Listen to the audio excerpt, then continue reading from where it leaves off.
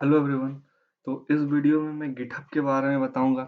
GitHub क्या होता है, फिर गिटहब में हम लोग रेपोजिटरी कैसे बनाते हैं और फिर कैसे रेपोजिटरी डिलीट करते हैं। तो इसमें हम लोग ये सब पूरा जानेंगे और इसके अगले वाले वीडियो में मैं बताऊंगा गिट से गिटहब में कैसे हम लोग पुल करते हैं। तो इस वीडियो का पहले हम शुरू करते हैं। तो गिटहब के बारे में पहले बता दूं कि गिटहब एक ऐसा समझिए, गिटहब एक क्लाउड स्टोरेज है जहां पे हम लोग रेपोजिटरी बनाते हैं। क्लाउड स्टोरेज कहने का मतलब क्या हुआ? जैसे गिट हमारा लोकल रेपोजिटरी था। लोकल मतलब क्या होता है? अपना जो हमारा जो सिस्टम है, हमारा जो लैपटॉप है, मतलब ऐसा समझिए। तो हमारा सिस्टम पे जो रेपोजिटरी बनता है लोकली, जो सिर्फ हमें एक्सेस, जिसे हमारे पास ही सिर्फ एक्सेस है इसका, तो उसको बोलते हैं गिट। गिट बोलते हैं मतलब लोकल एक्सेस। तो वही क्या था कि गिट जो था हमारे लोकल सिस्टम पे ही एक्सेस है सबके पास, इसीलिए गिट एक लोकल रेपोजिटरी है। लोकल रेपोजिटरी हम लोग गिट में बना सकते हैं। और गिटहब क्या हुआ? गिटहब एक क्लाउड रेपोजिटरी, ऐसा समझिए। गिटहब एक सेंट्रलाइज रेपोजिटरी है, ऐसा समझिए। सेंट्रलाइज रेपोजिटरी है, इसके पास सारा टीम का एक्सेस होगा। फॉर एग्जांपल मैं दूं एक कंपनी का, तो एक कंपनी का बात करूं, मान लीजिए कंपनी में दो टीम है, एक टीम वन और एक टीम टू। ठीक है। टीम वन ने अपना कोड लिखा, टीम टू ने अपना कोड लिखा। अब ये दोनों का कोड गिट के दोनों का कोड अपना क्या होगा? लोकल सिस्टम पे होगा। लोकल सिस्टम पे सारा कोड है। तो ये लोकल रेपोजिटरी मतलब गिट की मदद से अपना सारा कोड को गिट की मदद से अपने लोकल सिस्टम पे ही मैनेज कर रहे हैं। पर क्या होगा, इस दोनों टीम को फिर अगर मान लीजिए एक दूसरे का कोड देखना होगा, तो फिर कोड दोनों को शेयर करना होगा। तो इससे अच्छा क्या है कि इससे अच्छा ये दोनों टीम क्या कर सकती है कि ये एक हमारा क्लाउड रेपोजिटरी है। क्लाउड मतलब समझिए जिसके पास सारा टीम का एक्सेस होगा। अगर आपके पास लॉगिन, सारा टीम इस पे सारे टीम का इस पर एक्सेस होगा। तो क्या करती है टीम, इस पे अपना गिट को, जैसे गिट रेपोजिटरी जो होता है, गिटहब गिटहब का बात कर रहा हूँ मैं। गिटहब में क्या होता है, जो गिट रेपोजिटरी होता है उसे पुश कर देती है। मतलब अपना सारा रेपोजिटरी को गिट से उठा के गिटहब में डाल देती है। गिट से उठा के गिटहब में डाल देती है। तो गिटहब में डाल देती है तो सारा टीम के इससे एक्सेस हो जाता है, इसका एक्सेस हो जाता है। इसीलिए मैं ये बात भी आप लोगों को बोला था। तो जो गिटहब होता है, मेनली गिटहब जो होता है, मैंने आप लोग को बोला था कि नॉर्मली दो प्रकार के टीम होते हैं, डेवलपमेंट टीम और ऑपरेशनल टीम। तो ये दोनों टीम के बीच में गिटहब क्या करता है, तो वैसे गिटहब ब्रिज का काम करता है। ब्रिज का काम करता है दोनों टीम के बीच में, समझिए एक दूसरे से कांटेक्ट बनाने का एक साधन है गिटहब। तो ये हम लोग कर सकते हैं। गिटहब का अगर एक दो डेफिनेशन अगर आप लोग को मैं बताऊं, तो गिटहब का डेफिनेशन में क्या होगा? पहले तो ये होगा, ऐसा समझिए GitHub is a centralised repository.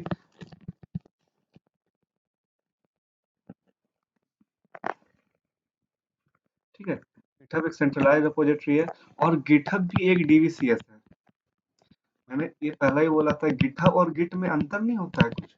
बस अंतर ये है दोनों के बीच में कि गिट जो है वो लोकल रिपोजिटरी है और जो गिटहब है सेंट्रलाइज्ड रिपोजिटरी है, क्लाउड है। मतलब क्या होता है, क्लाउड है तो सारा टीम का एक्सेस वहां पे हो सकता है, डिस्ट्रीब्यूटर। और ये और जो बाकी में डेफिनेशन है गिटहब का, ये भी डिस्ट्रीब्यूटर वर्जन कंट्रोल है गिटहब,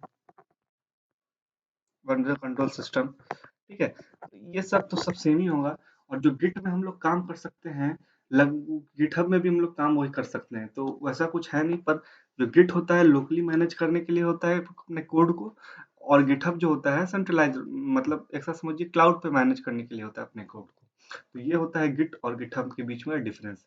अगर मैं अब इसका प्रैक्टिकल आप लोग को बताऊं, जैसे ये मैंने अकाउंट बनाना आप लोग को बता ही दिया था। गिटहब में अकाउंट बनाना कोई बड़ी बात नहीं है। गिटहब में अकाउंट बनाना, बस यहाँ पे आके जैसे नॉर्मल आप लोग कोई वेबसाइट में साइन अप कैसे करते हैं, बस वैसे ही इसमें साइन अप करना है। और इसमें दो ऑप्शन होता है, एक फ्री का और एक पैसा लगता है, मतलब वो होता है। अगर आप लोग फ्री और पैसा में अंतर होता है कुछ, जैसे मान लीजिए जिसमें हम लोग 20 कमिट कर सकते हैं तो उसमें 40 कमिट कर सकते हैं, तो ये कुछ अंतर होता है। बाकी आप लोग नॉर्मल सारा काम गिटहब पे कर सकते हैं आप लोग। ठीक है। तो चलिए, गिटहब में रिपॉजिटरी बनाने का मैं बात करूँ तो कोई बड़ी बात नहीं है। जैसे यहाँ पे देखिए, आप जैसे गिटहब ओपन करोगे, तो यहाँ पे पहले आप लॉगिन साइन अप होके आपको ये डैशबोर्ड आप लोगों का खुलेगा। तो यहाँ पे देखिए, ये न्यू आप लोग देख रहे हैं, न्यू पे क्लिक कीजिएगा तो ये रिपॉजिटरी यहाँ से बनेगा। ठीक है, तो यहाँ पे अपना रेपोजिटरी का नाम दे सकते हैं आप। मान लीजिए मैंने गिटहब दे दिया और आपके अकाउंट में रेपोजिटरी का हर रेपोजिटरी का नाम यूनिक होगा। ठीक है, तो यहाँ पे जैसे एक आप गिटहब बना दिए तो दूसरा आप गिटहब नहीं बना सकते। तो ये आपने नाम दे दिया। यहाँ अपना डिस्क्रिप्शन देना चाहते हैं दीजिए या लिख दीजिए this is GitHub account, GitHub YouTube, ऐसे मैंने आप लोग कुछ भी दे सकते हैं डिस्क्रिप्शन। और यहाँ पे मेनली देखिए यहाँ दो ऑप्शन है, पब्लिक और प्राइवेट। अगर आप पब्लिक पे करते हैं तो पब्लिक करने के बाद जिस आदमी के पास भी इस यूआरएल होगा तो वो आदमी आपके कोड को क्लोन कर सकता है अपने सिस्टम पे। क्लोन करने का मतलब क्या हुआ?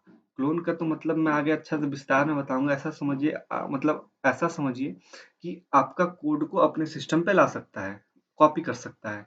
उसका रोबोट नहीं होता क्लोन कर लिए किसी का मतलब कॉपी कर लिए, तो बस वैसे ही कॉपी कर सकता है अपने सिस्टम पे।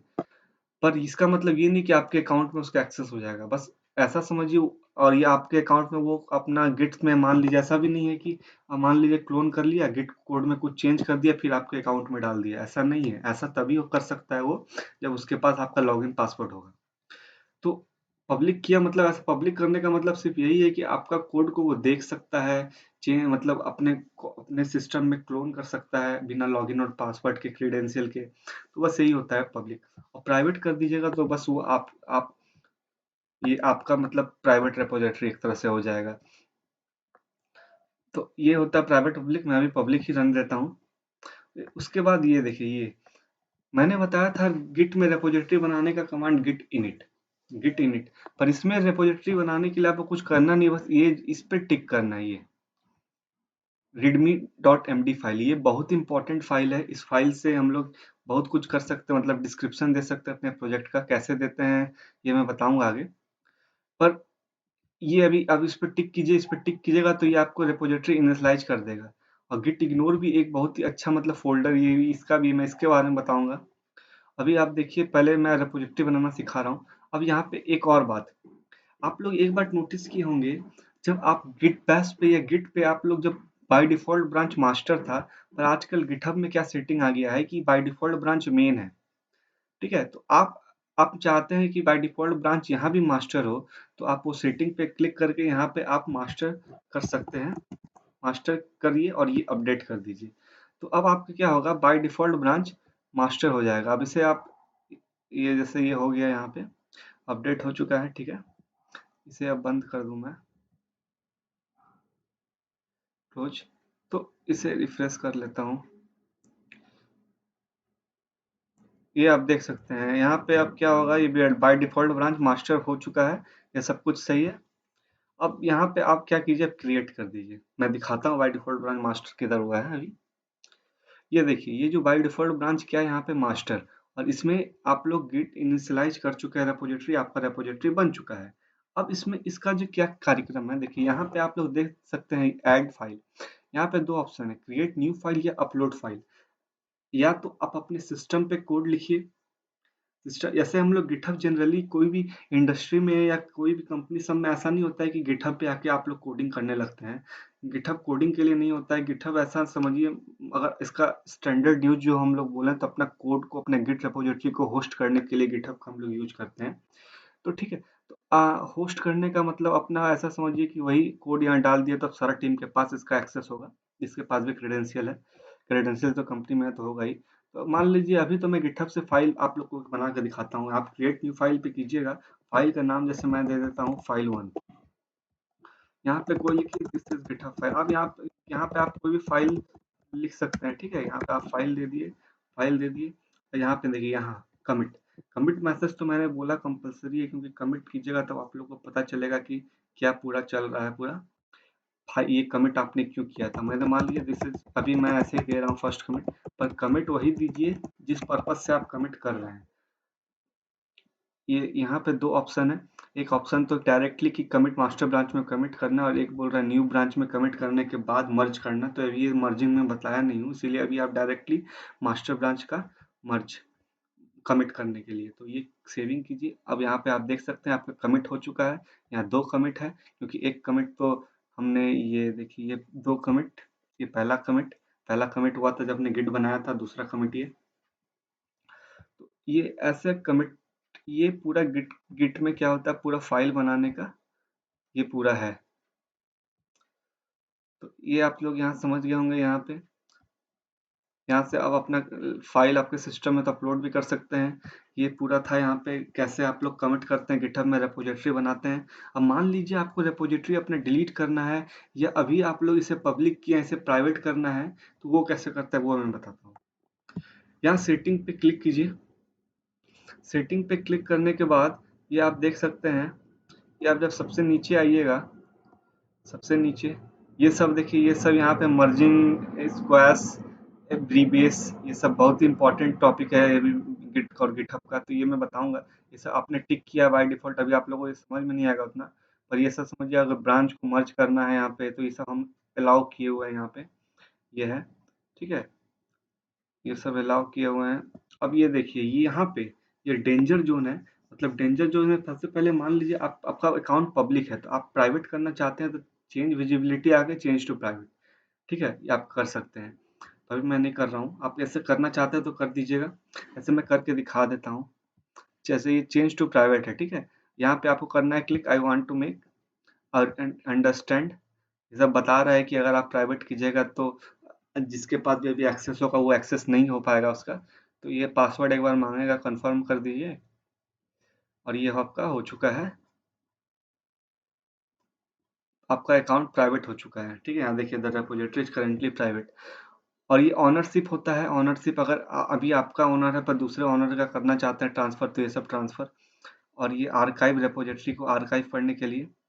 और ये डिलीट डिलीट करना है, तो इस पर डिलीट करना है। और यहाँ पे पूछेगा तो यहाँ पे क्या बोल रहा है कि ये जो पूरा अपने गिटहब का नाम है, ये पूरा यहाँ पे आके कॉपी करके यहाँ पेस्ट कर दीजिए। यहाँ पे आप कीजिएगा तो आपको ये रेपोजिटरी डिलीट हो जाएगा।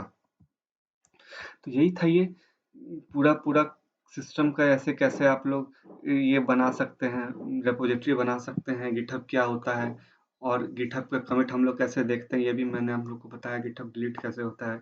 तो इस वीडियो के लिए अभी इतना ही। और लास्टली एक और बता दूं, रेपोजिटरी बनाने का एक ये भी तरीका है। यहाँ प्लस आप कीजिएगा तो ये देखिए न्यू रेपोजिटरी यहाँ से भी बनता है। और ये इंपोर्ट, मतलब कोई रेपोजिटरी है यहाँ से इंपोर्ट करना चाहते हैं, तो ये कोड स्पेस के लिए एग्जिस्ट न्यू ऑर्गेनाइजेशन, तो यहाँ से भी रेपोजिटरी बनता है। ये भी आप यहाँ से बना सकते हैं। तो ये वीडियो में इतना ही रहने देते हैं। आप लाइक एंड सब्सक्राइब कर लें। Thank you.